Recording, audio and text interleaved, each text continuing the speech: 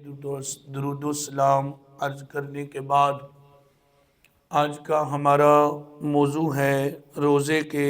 فضائل اور مسائل، رمضان المبارک کی فضیلتیں، اس کی اللہ تبارک و تعالیٰ کی بارگاہ میں عظمت اور شان۔ آپ کافی زیادہ اس کی فضیلتیں سماعت کر چکے ہیں کہ اللہ تبارک و تعالیٰ نے اس مہینے کو بہت زیادہ فضیلت عطا فرمائی ہے، اور نبی پاک صلی اللہ علیہ وسلم کا فرمان ہے کہ جو بندہ ایک روزہ اللہ کی رضا کے لیے رکھتا ہے، اللہ تبارک و تعالیٰ اس بندے کے اور جہنم کے درمیان اتنا فاصلہ پیدا فرما دیتا ہے کہ اگر ایک کوا پیدا ہو اور وہ پیدا ہوتے ہی اڑنا شروع کر دے، مرتے دم تک وہ اڑتا رہے، تو جتنا فاصلہ وہ طے کرے گا اتنا فاصلہ اللہ تعالیٰ روزے دار اور جہنم کے درمیان پیدا فرما دیتا۔ یعنی کوے کی بہت زیادہ عمر ہوتی ہے، تو یہ اگر ساری زندگی اڑتا رہے تو اڑتا اڑتا کہاں تک پہنچ جائے گا، کتنا فاصلہ وہ طے کر جائے گا، یہ کوئی اندازہ نہیں لگا سکتا کہ کتنا زیادہ وہ فاصلہ طے کر جائے گا۔ روزے کا مطلب ہے الامساک عن الاکل والشرب والجماع، کھانے پینے سے باز رہنا صبح صادق سے لے کر غروب آفتاب تک۔ یہ روزے کا معنی ہے، مطلب ہے کہ روزہ ہے کھانے پینے اور جمع کرنے سے باز رہنا۔ ویسے کسی چیز کے بھی مسئلے جتنے زیادہ بھی وہ بیان کیے جائیں نا، سننے والوں کو یاد نہیں رہتے۔ مسئلے یاد ہوتے ہیں یاد کرنے کے ساتھ، پوچھنے کے ساتھ، یا کسی کو اگر کوئی مسئلہ پیش آ جاتا ہے تو وہ پوچھتا ہے تو وہ اسے یاد رہتا ہے۔ ویسے میں آپ کے سامنے مسائل بیان کروں گا تو کوئی ایک آدھا کسی کے ذہن میں رہ جائے گا، سارے مسائل ویسے یاد نہیں رہتے کہ بندے کے سامنے بیان کیے جائیں اور وہ سارے یاد کر لے سننے کے ساتھ ہی۔ لیکن بتانے کا مقصد ہوتا ہے کہ اگر بندے نے سنا ہوا ہو تو اس کے ذہن میں کچھ نہ کچھ ہوتا ہے کہ یہ بات میں نے سنی تھی، اس کا یہ مطلب ہے، یہ مقصد ہے، یہ ایسے ہو جاتا ہے۔ پہلی تو بات یہ ہے کہ آج کل کچھ لوگوں کی طرف سے یہ مسئلہ بڑا چلایا گیا ہے کہ اللہ تبارک و تعالیٰ نے فرمایا ہے ثم اتموا الصیام الی اللیل، روزے کو رات تک پورا کرو، اور یہ غروب آفتاب کے ساتھ ہی روزہ افطار کر لیتے ہیں، حالانکہ اس کو رات تک پورا کرنا چاہیے۔ تو جب سورج غروب ہو جاتا ہے تو پھر آگے کیا شروع ہوتا ہے؟ رات ہی شروع ہوتی ہے نا، رات میں ہی رات تک روزے کو پورا کرنے کا حکم ہے۔ اور اگر وہ وقت جب ہم روزہ کھولتے ہیں نہ وہ رات نہیں ہوتی، تو اس وقت جب غروب آفتاب ہو جاتا ہے تو اس دن کی عصر کی نماز پڑھنا سب کے نزدیک بالاتفاق جائز نہیں ہے۔ اگر دن ہوتا ہے تو دن والی نماز پڑھنا کیوں جائز نہیں؟ غروب آفتاب کے ساتھ اگر رات داخل نہیں ہوتی تو وہ دن والی نماز پڑھنا کیوں جائز نہیں بندے کے لیے؟ جیسے ہی غروب ہوتا ہے سورج تو رات شروع ہو جاتی ہے، تو رات تک روزے کا حکم ہے۔ یہ نہیں کہ خوب اندھیرا چھا جائے تو روزہ کھولنا ہے، ساری رات آ جائے تو آپ نے روزہ کھولنا ہے۔ یہ صبح صادق سے لے کر غروب آفتاب تک، رات کے داخل ہونے تک روزے کا وقت ہے۔ تو جیسے ہی رات داخل ہوتی ہے، غروب آفتاب ہوتا ہے، سورج غروب ہو جاتا ہے، ہم مغرب کی نماز پڑھتے ہیں تو مغرب کی نماز تو رات کے داخل ہوتے ہی اس کا وقت ہوتا ہے، تو کیا نماز ہم وقت سے پہلے ہی پڑھ لیتے ہیں؟ تو غروب آفتاب کے ساتھ ہی لیل جو ہے رات شروع ہو جاتی ہے، اور جو ہے وہ یہ روزہ اس وقت کھولنا وقت سے پہلے افطار کرنا نہیں ہے۔ اس لیے یہ چیز ہر بندے کے ذہن میں ہونی چاہیے۔ بعض لوگ جو ہے وہ اس پر کلام کر رہے ہیں، سوشل میڈیا پر بھی چل رہا ہے کہ یہ روزہ پہلے کھول دیتے ہیں، رات تک کا حکم ہے تو رات تک روزے کو لے کے جانا چاہیے۔ تو جب غروب آفتاب ہوتا ہے رات ہو جاتی ہے، اس پر بندے کو کوئی پریشانی نہیں ہونی چاہیے۔ کچھ ایسی چیزیں ہیں جن کے کرنے کے ساتھ بندے کا روزہ فاسد ہو جاتا ہے، اور کچھ ایسے کام ہیں مثال کے طور پر بندے کو اگر قے آ جاتی ہے، جسے آپ الٹی کہتے ہیں، اگر وہ بندے کو خود بخود آتی ہے اور واپس لوٹ کر نہیں جاتی تو اس کے ساتھ بندے کا روزہ نہیں ٹوٹتا۔ اب یہ روزمرہ میں جو لوگ مسائل پوچھتے رہتے ہیں نا چھوٹے چھوٹے، وہ چاند ایک میں بیان کرتا ہوں کہ اگر بندے کو قے آ جاتی ہے، الٹی آتی ہے، وہ واپس نہ جائے، ساری وہ باہر کر دے تو اس سے بندے کا روزہ، اگر جان بوجھ کر وہ اپنے آپ کو قے لائے گا تو پھر اس کا روزہ، اس طرح بندے کا خون جاری ہو جائے، جسم سے خون بہنا شروع ہو جائے تو اس سے وضو ٹوٹتا ہے، روزہ، کسی کو خون دینا ہو، کوئی مریض ہے اسے خون اگر بندے نے دینا ہے تو اس کے ساتھ بھی بندے کا روزہ، اگر بندہ بیمار ہے، اس نے انجیکشن لگوانا ہے یا اس نے ڈرپ لگوانی ہے تو اس کے ساتھ بھی روزہ۔ یہ ایسی سچویشن ہے کہ ایک بندہ ہے، اس کو جو ہے وہ گردے کا پرابلم بن گیا ہے، بڑا شدید ترین اسے درد ہو رہا ہے، تو اگر اسے ٹیکہ لگوایا جائے تو اسے رام آ جائے گا تو اس کے لیے لگوانا جائز ہے، ٹیکے کے ساتھ اس کا روزہ۔ اس میں علماء کرام کے درمیان اختلاف ہے کہ اگر بندہ جو ہے وہ گوشت میں لگوائے تو نہیں ٹوٹتا، نس میں لگوائے تو ٹوٹ جاتا ہے، یعنی اس میں یہ اختلاف ہے، اور تقریباً تمام انجیکشن جو ہے نا وہ دونوں طرح کے موجود ہوتے ہیں، جو ہے وہ نس میں لگانے والا بھی اور گوشت میں لگوانے والا بھی، دونوں طرح کے موجود ہوتے ہیں، تو آپ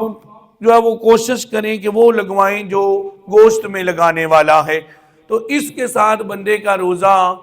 نہیں ٹوٹتا۔ اب ایک بندہ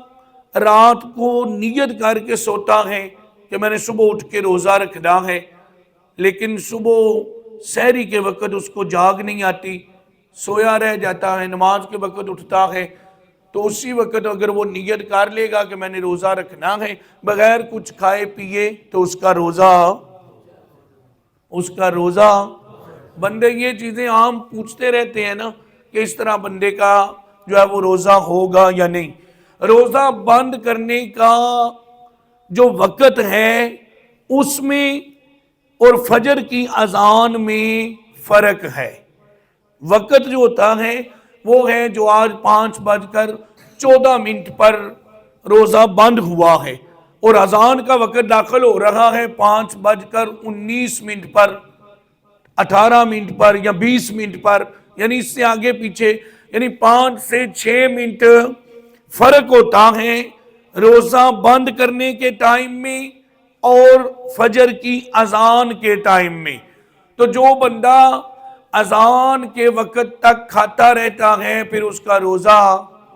صحیح نہیں ہوگا، اس کا روزہ اس طرح نہیں کرنا چاہیے۔ بندے کہتے ہیں کہ اذان ہو رہی تھی تو اذان کے وقت میں کھاتا رہا ہوں، نبی پاک صلی اللہ علیہ وسلم کے زمانے میں کون سا گولا چلتا تھا، کون سا ادھر یہ ہوتا تھا، ادھر تو اذان ہی ہوتی تھی تو روزہ بند سمجھا جاتا تھا۔ تو یہ بندہ بجائے اس کے کہ وہ اختلاف میں پڑے، اس کا روزہ خطرے میں پڑے، اس کو کوئی کہے کہ ہو گیا ہے، کوئی کہے نہیں ہوا، تو بہتر یہ ہے کہ اسے سحری اس وقت کے اندر کر لینی چاہیے جو کیلنڈر کے اوپر ٹائم دیا گیا ہے، اس سے پہلے اس کو روزہ بند کر دینا چاہیے، سحری ختم کر دینی چاہیے۔ یہ بندے کو آگے طویلیں نہیں پیش کرنی چاہیے کہ جی اذان کے ساتھ ہی روزہ بند کرنے میں کون سا حرج ہے، اذان ایک اسلامی شعار ہے، یہ ہے، یعنی بندہ اس پر بہانے پیش کرنے کی کوشش کرتا ہے بجائے اس کے کہ وہ شریعت کے آگے اپنی رائے پیش کرے۔ بہتر یہ ہے کہ وہ روزہ اس سے پہلے بند کر لے، رکھ لے، سحری ختم کر دے، کھانا پینا ختم کر دے، ٹائم کے ساتھ اٹھ جائے۔ ویسے سحری میں تاخیر کرنا یہ سنت ہے، اتنی بھی تاخیر نہ ہو کہ وقت ختم ہو جائے، اور افطار کے اندر جلدی کرنا یہ سنت مبارکہ ہیں۔ اس میں بھی یہ مطلب نہیں ہے کہ وقت داخل ہونے سے پہلے ہی بندہ جو ہے وہ روزہ افطار کر لے، اس طرح جو ہے وہ جائز نہیں ہے۔ مطلب یہ ہے کہ وقت ہوتے ہی پھر افطار میں تاخیر نہیں کرنی چاہیے، اور سحری کا جو ہے وہ آخری وقت میں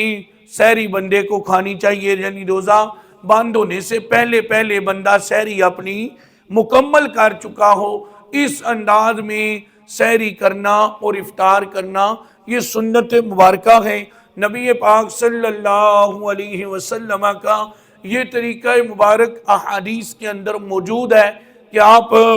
بالکل فجر کی اذان کے قریب جا کر سحری جو ہے وہ آپ مکمل فرماتے تھے، اور جلدی افطار کرنے میں آپ جلدی کرتے تھے۔ یہ چھوٹی چھوٹی چیزیں ہیں جو مسائل ہیں روزے کے، ان کو اگر بیان کرنا شروع کریں تو اتنے زیادہ مسائل ہیں جن کے ساتھ بعض وہ چیزیں ہیں جن کے ساتھ روزہ بھی ٹوٹ جاتا ہے، قضا لازم آتی ہے، کفارہ لازم نہیں آتا۔ بعض وہ چیزیں ہیں جن کے اندر قضا بھی لازم آتی ہے اور کفارہ بھی لازم آتا ہے۔ قضا کا مطلب کیا ہے کہ اس روزے کے بدلے میں اس نے ایک روزہ بھی رکھنا ہے،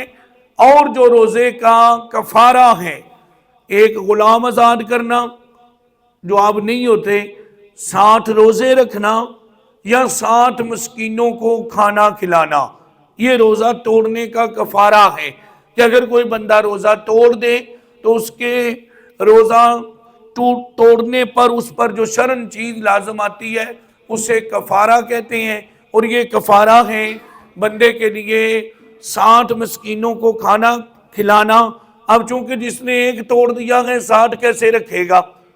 اور غلام آزاد کرنے والا آپشن ہی اب نہیں ہے، تو 60 مسکینوں کو کھانا کھلانا،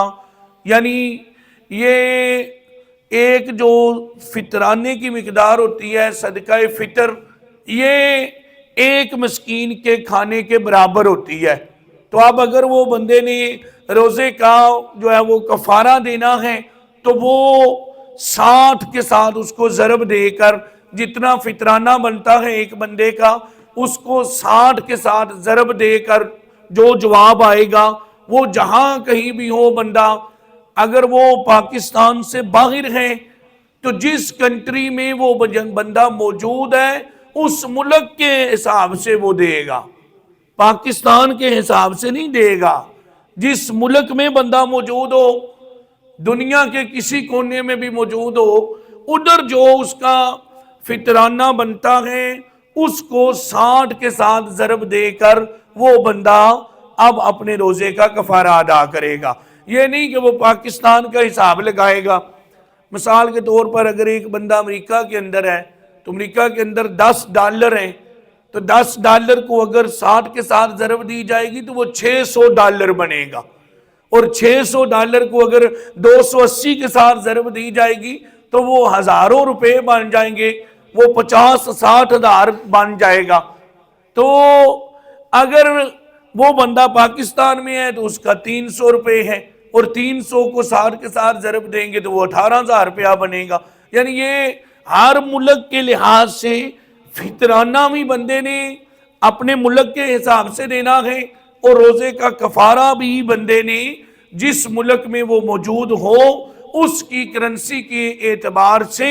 بندے نے جو ہے نا وہ اپنا کفارہ ادا کرنا ہوتا ہے۔ اس لیے روزے میں یہ چیزیں، یعنی اگر کوئی بندہ شوگر کا مریض ہے تو اس کو انسولین کی ضرورت ہے تو وہ بھی روزے کی حالت میں وہ لگا سکتا ہے۔ یعنی یہ چیزیں ہیں جدید جو اس زمانے میں نہیں تھی، اس زمانے میں یہ مسائل پیش آ رہے ہیں۔ ایک بندہ ہے روزہ رکھنا چاہتا ہے، شوگر کا مریض ہے، تو اگر اس کی شوگر بہت زیادہ لو ہو جاتی ہے یا ہائی ہو جاتی ہے اور اسے انجیکشن کی ضرورت ہے تو وہ انسولین بھی لگا سکتا ہے۔ یعنی یہ چیزیں ہیں کہ جن کی بندے کو روٹین وائز نہیں کہ وہ روزانہ لگاتا رہے. یہ ہے کہ انجیکشن کی ضرورت پڑ گئی ہے, بندہ مجبور بڑا ہو گیا ہے, بیمار ہو گیا ہے, تو اب انجیکشن کے بغیر اس کا گزارا نہیں ہوتا, تو اب اسے لگوا لینے کی اجازت ہے. اللہ تبارک و تعالیٰ اس کو اس سے درگزر فرمائے گا. یعنی اللہ تعالیٰ انسان پر اس کی طاقت سے زیادہ بوجھ نہیں ڈالتا. اس کا یہ بھی مطلب نہیں کہ جہاں چاہے یہ بات فٹ کرتے رہو کہ اللہ بندے پر زیادہ بوجھ نہیں ڈالتا, لہذا میرا نماز پڑھنے کا دل نہیں تو اللہ تو بوجھ ہی نہیں ڈالتا بندے پر. یعنی اپنی مرضی کا مطلب نہیں کہ جدھر جو چاہیا اپنا مرضی کا مطلب شریعت میں مراد لے لیا, اس کا ہرگز یہ مطلب نہیں ہے. روزہ ویسے تو کھانے پینے اور جمع کرنے سے باز رہنے کا نام ہے, لیکن اصل روزہ یہ ہے کہ بندے کا سارا جسم ہی گناہوں سے پاک رہے,